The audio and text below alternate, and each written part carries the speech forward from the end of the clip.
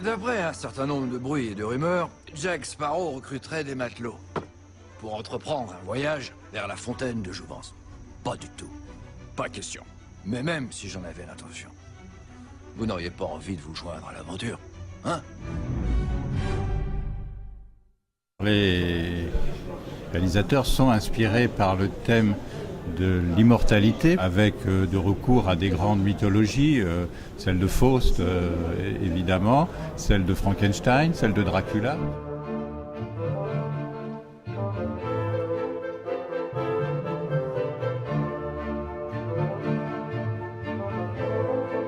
Comme toutes les histoires que l'humanité se raconte depuis le début ont pour vocation de conjurer les peurs, et que ces peurs-là sont fondatrices, sont fondamentales.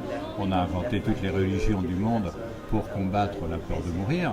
On a inventé aussi des mythes, des légendes, des récits, y compris maintenant au cinéma, à la télévision, dans les jeux vidéo, etc.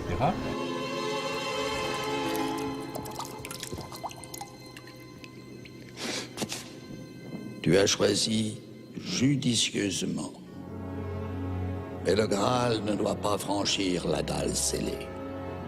Telle est la limite et le prix de l'immortalité.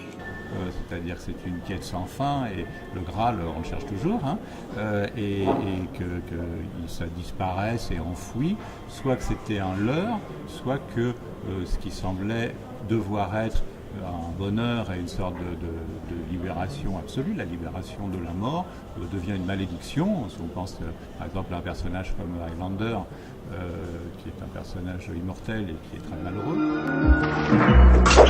Ne perds jamais ton sang-froid. On a comme ça, à travers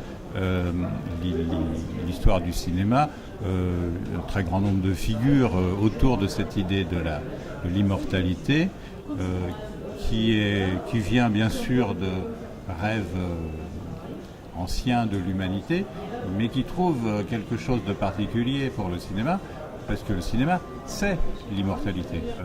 Greta Garbo, filmée dans La Reine Christine, où elle est jeune à jamais, dans l'éclat de sa jeunesse, ou si on voit Brigitte Bardot dans Le Mépris, ils sont dans l'énergie, la vitalité du moment où ils ont été filmés, pour toujours. Et donc de ce point de vue-là, le filtre d'éternité, il s'appelle le cinéma et il a été inventé en 1895.